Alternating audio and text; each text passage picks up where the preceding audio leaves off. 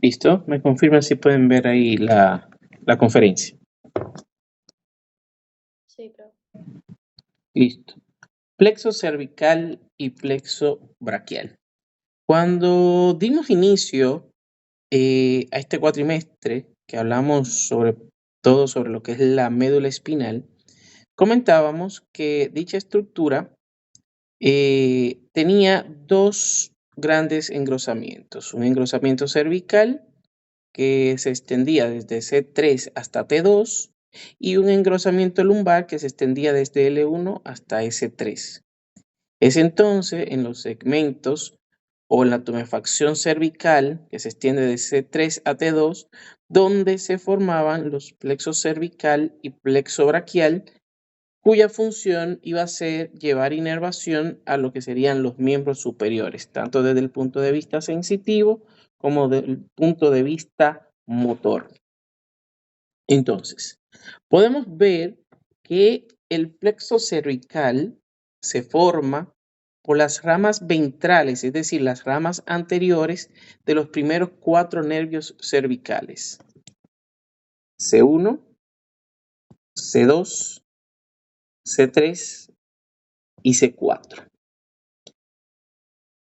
Este está ahí destinado para la inervación de lo que sería la piel y la musculatura del cuello. Y también va a estar conformado por una rama larga de gran importancia que lleva inervación a lo que sería el diafragma, debido a que esta raíz va a formar lo que sería el nervio frénico. También lleva parte de una inervación sensitiva a lo que serían las serosas corporales circundantes a donde está el diafragma. El primer nervio cervical sale entre lo que sería el atlas, ¿verdad? Y el occipital. Recuerden que el atlas es la primera vértebra de la columna cervical. Y entonces vamos a ver que los demás salen por los agujeros intervertebrales correspondientes, es decir, C2, C3 y C4. Vamos a ver que los dos primeros nervios cervicales son más delgados y los últimos dos, es decir, C3 y C4, son un poquito más gruesos. Vamos a ver que estos nervios que acabamos de mencionar se anastomosan, es decir, se unen entre sí formando 3 asas nerviosas. Una asa superior, que es el asa del atlas, una asa intermedia, que es el asa del axis, y una asa inferior, que es denominada la tercera asa. Vamos a ver que el cuarto nervio cervical da en algunas ocasiones un ramo que hace anastomosis con C5, mediante la cual contribuye a lo que sería la formación también del plexo braquial. Entonces, vamos a ver que en cuanto a su origen y clasificación, de las 3 asas que acabamos de mencionar, lo que sería el asa superior, el asa media y el asa inferior, o también denominadas asa del atlas, del axis y asa o tercera asa, vamos a ver que se van a formar distintos nervios, tanto superficiales como profundos. A los superficiales también se le denominan nervios cutáneos, que llevan inervación sensitiva, y los nervios profundos, que llevan inervación de tipo motora. Entonces, vamos a ver cómo se forman estas 3 asas.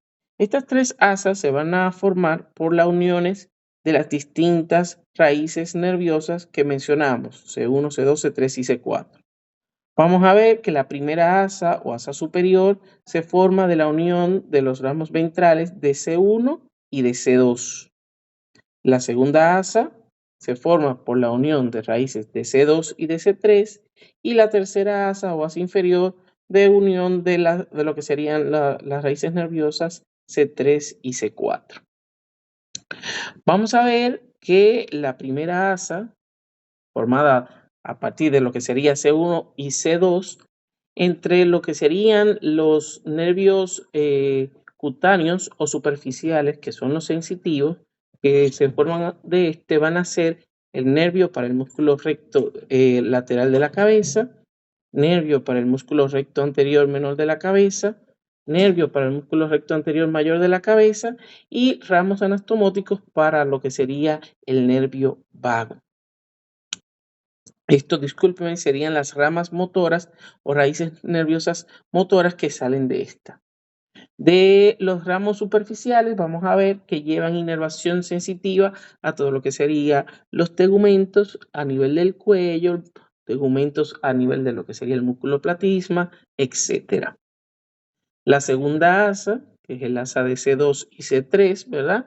Por la unión de estas dos raíces, tiene su origen tanto nervios motores como nervios cutáneos. Entre los cutáneos, que son los sensitivos, vamos a tener el nervio occipital menor, el nervio auricular magno, y entre los nervios motores de esta asa tenemos lo que sería el nervio para el músculo largo del cuello y de la cabeza y la raíz inferior del asa cervical que también lleva inervaciones aparte de la musculatura circundante a lo que sería la región anterior del cuello. De la tercera asa, el asa inferior que se forma de las raíces de C3 y C4, también vamos a ver que se dividen en ramas motoras y ramas cutáneas o sensitivas. Entre los nervios cutáneos vamos a tener el nervio transverso del cuello, nervios supraclaviculares, que de igual manera llevan inervación sensitiva a todo lo que sería parte de los tegumentos de la parte supraclavicular y anterior del cuello.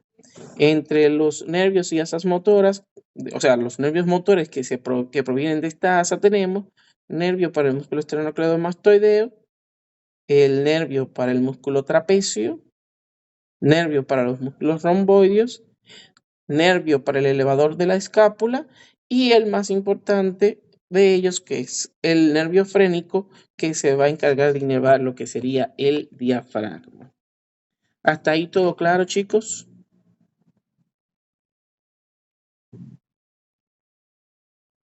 Sí, profe.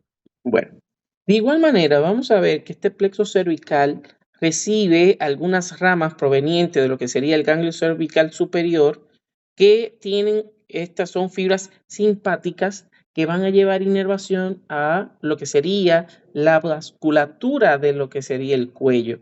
Esta inervación simpática lo que va a permitir es la contracción o relajación de estas estructuras vasculares y por ende juegan un papel muy importante en cuanto a su aporte simpático al plexo cervical.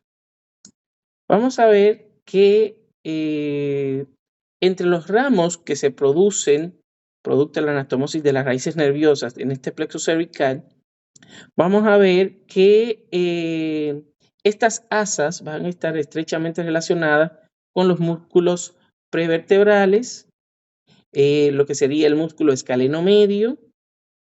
Y le muestro la imagen para que ustedes vayan identificándolo. Músculo escaleno medio. También vamos a ver que tiene una relación con lo que sería el músculo elevador de la escápula, que es este que tenemos aquí, y también guardan relación con lo que sería el músculo esternocleidomastoideo, sobre todo en la parte más inferior, y algunos de los nervios que vamos a observar que también tienen relación íntimamente con lo que sería este músculo. Ya pasando de manera esquemática a lo que sería en resumen de todas estas raíces nerviosas que mencionamos desde C1 hasta C4 y sus subsecuentes anastomosis, formando las tres asas superior, media e inferior, van a derivarse un sinnúmero de nervios para la inervación de estructuras a nivel del cuello, tanto en su compartimento anterior, lateral, como también posterior. Y vemos que también vamos a tener ramas motoras como también ramas sensitivas. Hay algunas ramas mixtas, como sería el nervio frénico, que tiene componentes tanto motores como sensitivos, que llevan inervación al músculo diafragma y también lo que sería parte de la serosa circundante a este. Entonces, vamos a ver que entre los nervios superficiales, que tienen un territorio de inervación, sobre todo de tipo sensitivo, también por eso se le denominan como nervios cutáneos, estos emergen a nivel de lo que sería el tercio medio del borde posterior del músculo esternocleidomastoideo. Perforan lo que sería la fascia cervical y se van esparciendo en forma de abanico en todo lo que sería el territorio de distribución de dichos nervios. Vamos a ver que entre los nervios importantes a destacar en este aspecto, que son de tipo cutáneo o sensitivo, tenemos el nervio occipital menor, que es este que nos señala la flecha. Este proviene del asa formada de las raíces de C2 y de C3, asciende a lo largo de lo que sería el borde posterior del músculo esternocleidomastoideo, que es todo lo que se ve aquí detrás. Luego se dirige hacia lo que serían los tegumentos de la región tanto mastoidea como occipital, inervando desde un punto de vista sensitivo esta área. Entre otros de los nervios que son de tipo sensitivo o cutáneos que podemos mencionar, tenemos el nervio auricular mayor, también denominado nervio auricular magno. Este se forma también de raíces de la asa formada por las raíces C2 y C3, asciende por lo que sería la cara superficial del músculo esternocleidomastoideo hacia lo que sería la región parotidia, distribuyéndose por los tegumentos de la misma. Vamos a ver que también se va a encargar de inervar parte de lo que sería los tegumentos o parte de la región del pabellón auricular y también de la región mastoidea, sobre todo por sus ramas anteriores y posteriores. Otro nervio de tipo cutáneo que podemos mencionar también es el nervio transverso del cuello. Este se forma de las raíces nerviosas de C3. Este corre de manera horizontal por lo que sería la cara superficial del músculo esternocleidomastoideo y a ese nivel se entrecruza con lo que sería la vena yugular externa, pasando por detrás de la misma. Por ende, esta es una estructura anatómica muy importante para identificar, ¿verdad?, a este nervio por su íntima relación. Luego continúa y perfora el músculo platisma y emerge superficialmente a nivel de los tegumentos de la región anterior del cuello. Otro nervio muy importante son los nervios supraclaviculares, que también son de tipo cutáneo, provienen de ramas sensitivas, sobre todo de C4.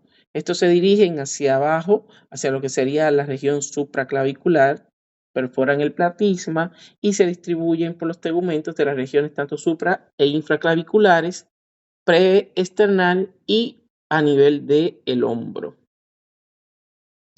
Vamos a ver que las ramas profundas del plexo cervical forman lo que sería el plexo cervical profundo y son exclusivamente fibras motoras, a excepción del nervio frénico, que también tiene en su espesor, como habíamos mencionado, algunas fibras sensitivas, lo que le concierne cierta capacidad para convertirse en un nervio mixto, es decir, que tiene fibras tanto motoras como sensitivas. Vamos a ver que entre los ramos profundos vamos a tener lo que serían las ramas mediales, que van a inervar lo que sería el músculo largo de la cabeza y largo del cuello. Las ramas laterales van a inervar lo que sería el músculo elevador de la escápula y el romboide, que provienen de lo que sería la anastomosis de C3, de la raíz C3 y C4.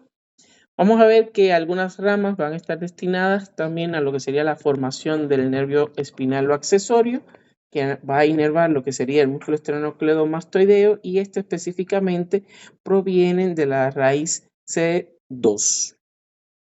Y este músculo va a participar en lo que sería la rotación del cuello. Y también se va a encargar de inervar lo que sería el músculo trapecio, que ayuda a la elevación de lo que serían los hombros, y estas provienen específicamente de las raíces C3 y C4. Entonces, también vamos a encontrar algunas ramas ascendentes que se forman de lo que serían las raíces C1, C2 y C3. Entre esos tenemos parte también de la inervación que va hacia lo que sería el hipogloso, y el asa del hipogloso va a inervar los músculos de la región subhioidea, dígase el homoioideo, el esternoioideo, lo que sería el tiroideo y lo genioideo, que participan en lo que sería la flexión cervical. Vamos a ver que la raíz C4 y parte de lo que serían las raíces C3 y la raíz C5 se unen para formar así lo que sería el nervio frénico. Este nervio frénico sigue un curso descendente prácticamente rectilíneo sobre lo que sería la cara anterior del músculo escaleno, lateral a lo que sería el paquete vascular y el tronco simpático, y va a estar cubierto por el músculo esternocleidomastoideo, tal y cual como podemos ver en la siguiente imagen. Viene de manera descendente. Vamos a ver que al llegar al tórax se sitúa entre lo que serían la vena y la arteria subclavia derecha. Alcanza el diafragma a nivel del orificio de la vena cava inferior. A este nivel, tal cual como podemos ver, es una arborización que va a inervar todo lo que sería el músculo diafragma, que sería esta parte de acá abajo. De igual manera, podemos observar como parte de la serosa, ¿verdad? Las membranas viscerales que se encuentran a este nivel también van a llevar inervación por parte de lo que sería el nervio frénico. Vamos a ver que ambos nervios frénicos se unen, es decir, se anastomosan en lo que sería la base del cuello, con el nervio del subclavio, con el cordón simpático, o sea, el ganglio cervical inferior, y con una rama que proviene del asa del hipogloso. Vamos a ver que da algunas ramas colaterales de naturaleza sensitiva para la cúpula pleural, la pleura y el pericardio. Las ramas terminales son supradiafragmáticas para la pleura, diafragmáticas para el diafragma y subdiafragmáticas para lo que sería el peritoneo subdiafragmático, así como la serosa y ligamentos del hígado, las suprarrenales y el plexo solar. Por ende, este es un nervio muy importante porque está implicado en lo que sería la mecánica ventilatoria. Si tuviésemos una parálisis o afección de lo que sería el nervio frénico, pues el paciente va a presentar sintomatologías que tienen que ver con el aspecto respiratorio y por ende pudiese hacer una parada respiratoria. De ahí la importancia de este nervio. Y esto se traduce porque también cuando nosotros tenemos un paciente politraumatizado con una posible lesión a nivel cervical, si la lesión lograse alcanzar lo que sería el nivel C4 hacia arriba, pues el paciente puede fallecer por una parada respiratoria, justamente porque se ve afectada lo que sería la formación o la inervación de lo que sería el nervio frénico. ¿Hasta ahí todo claro, chicos? Sí, profe. Bien, entonces, continuando con lo que sería el plexo braquial, vamos a ver que el plexo braquial, la mayoría de los nervios de los miembros superiores van a proceder de este plexo. Vamos a ver que este se forma por la unión de los ramos anteriores de los 4 últimos nervios cervicales, dígase C5, C6, C7, C8 y la primera rama o primer nervio torácico o dorsal, que es T1. Entonces, vamos a ver que de estas raíces nerviosas que acabamos de mencionar, en lo que sería en la parte inferior del cuello, las raíces se unen para formar así entonces 3 troncos. Un tronco superior, un tronco medio y un tronco inferior. ¿Y cómo se forman estos? Se van a formar por la unión de las raíces, en el caso del tronco superior, C5 y C6. El tronco medio solamente va a estar formado por la raíz C7 y el tronco inferior por las raíces C8 y T1. Muy importante que vayan captando cómo se va formando cada una de estas estructuras correspondiente a lo que sería el plexo braquial. Vamos a ver que cada tronco de estos, tronco superior, medio e inferior, da origen a una división anterior y una división posterior. Y esto ocurre justamente cuando el plexo pasa a través de lo que sería el conducto cérvico-axilar, es decir, posterior a la clavícula. Aquí los vamos a ver.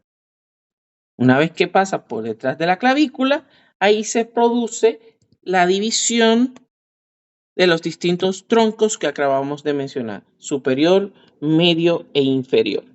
Entonces, vamos a ver que esta división, ¿verdad?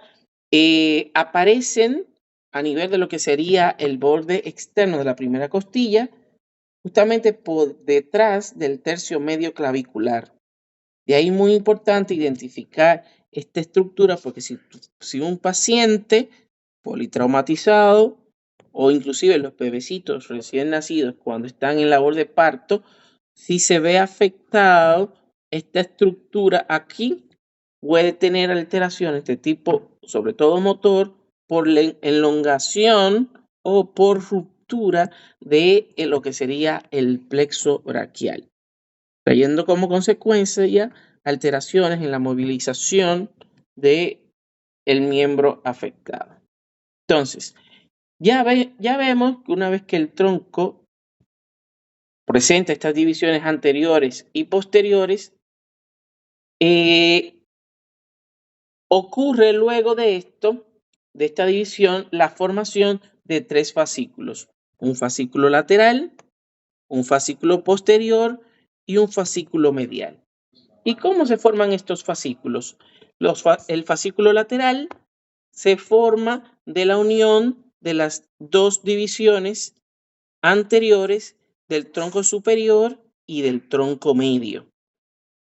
El fascículo posterior se va a formar por la unión de las divisiones posteriores de los troncos superior, medio e inferior, mientras que el tronco medio va a estar formado por lo que sería la división anterior del tronco inferior.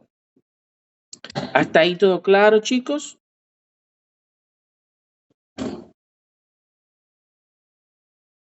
Sí, profe. Recapitulamos entonces. Vamos a ver que el plexo braquial entonces se va a formar por las raíces C5, C6, C7, C8 y T1. Es la unión de C5, de las raíces C5 y C6 que van a dar el tronco superior. La raíz C7 sola va a dar lo que sería el tronco medio y C8 y T1 van a dar el tronco inferior.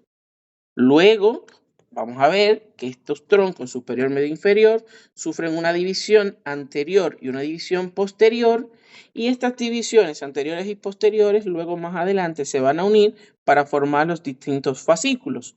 El fascículo lateral se forma por la unión de las divisiones anteriores de los troncos superior y medio. El fascículo posterior, por lo que sería la unión de las divisiones posteriores de los troncos superior, medio e inferior, y el fascículo medial se va a formar por la división anterior del tronco inferior. Eso está ahí bastante claro. Entonces, vamos a ver que los fascículos reciben su denominación en función de lo que sería su posición respecto a la arteria axilar. Es decir, si se encuentran lateral, posterior o medial a dicha arteria. La clavícula, a su vez, divide el plexo braquial en una porción supraclavicular, es decir, por arriba de la clavícula, y una porción infraclavicular, o sea, por debajo de la clavícula. Y es de ahí que, dada esta división, vamos a encontrar distintos nervios para la inervación de distintas musculaturas correspondientes a lo que sería el tronco superior. Entre los ramos supraclaviculares a mencionar tenemos lo que sería el nervio dorsal de la escápula. Vamos a ver que este se forma en lo que sería la cara posterior del ramo anterior de C5. Tiene un trayecto que atraviesa lo que sería el escaleno medio, desciende profundo al elevador de la escápula para por último inervar lo que sería el romboides. Otro nervio importante a destacar sería el nervio torácico largo.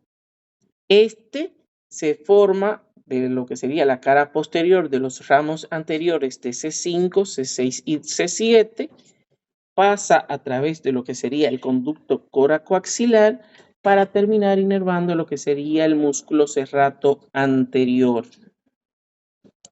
Otro nervio muy importante a destacar en lo que sería el complejo supraclavicular, tenemos el nervio supraescapular. Este se forma de lo que sería el tronco superior, recibiendo fibras tanto de C5 como de C6, cruza lo que es el triángulo posterior, luego a través de lo que sería la escotadura de la escápula, termina inervando lo que serían los músculos supraespinoso, este que tenemos aquí, y el infraespinoso. Otro nervio importante a destacar es el nervio subclavio. El nervio subclavio se forma de lo que sería el tronco superior, específicamente por las raíces C5 y C6, desciende posterior a lo que sería la clavícula y anterior a la arteria subclavia, terminando así inervando lo que sería el músculo subclavio. Otro nervio importante a destacar es el pectoral lateral, y este corresponde a lo que es el compartimiento infraclavicular, es decir, todo esto que vamos a mencionar ahora son parte de lo que serían los nervios infraclaviculares. Tenemos el nervio pectoral lateral. Este se forma por colaterales correspondientes al fascículo lateral, ¿verdad? Recibiendo ramas o aportes de C5, C6 y C7, perfora la membrana costotrococoracoidea y termina inervando lo que sería el músculo pectoral mayor. Otro nervio ahí a mencionar son los nervios musculocutáneos. El nervio musculocutáneo se forma por ramos laterales del fascículo lateral, recibiendo fibras desde C5 hasta C7, sale de lo que sería la axila a través del coracobraquial y termina inervando el coracobraquial y lo que sería el bíceps braquial. Esos dos músculos se van a encargar de inervar lo que sería el músculo cutáneo, nervio músculo cutáneo. Otro nervio muy importante es el nervio mediano. Este se forma lateral a lo que sería la arteria axilar, desciende a través del brazo adyacente a la arteria braquial, proveniente de lo que sería la raíz lateral y la raíz medial, y se va a encargar de inervar lo que sería los músculos del compartimiento anterior del antebrazo. De ahí su importancia de este nervio mediano. Otro nervio importante a destacar sería el nervio pectoral medial. Este nervio pectoral medial se forma por ramos colaterales de lo que sería el fascículo medial, recibiendo aportes de C8 y de T1, discurre lateral a lo que sería el nervio pectoral lateral y termina inervando lo que sería el músculo pectoral menor. Entonces, chicos, eso era lo que teníamos para el día.